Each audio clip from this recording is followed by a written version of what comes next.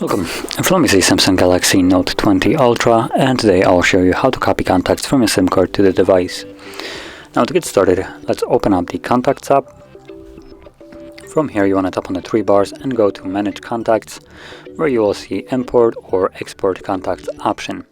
Tap on it and then choose that you want to import contacts from your SIM card. So let's select SIM, and once you do, it will give you all the contacts that are on that SIM card. Now for me it's only, as you can see, 4 numbers, but you can select each one of them like so by simply tapping on it or tapping right here to select all. And once you have selected all of them, or at least ones that you want, tap on Done. And from here it will give you option where you want to move them to. So you have the option to either go to your phone or the Google account. Now the second option for the Google account will only be visible assuming you are logged into your Google account. If you're not, this will not even be visible here. It will just end at phone.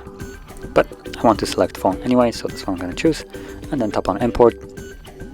Okay, and there we go. That's basically 4 contacts that have been imported to our device.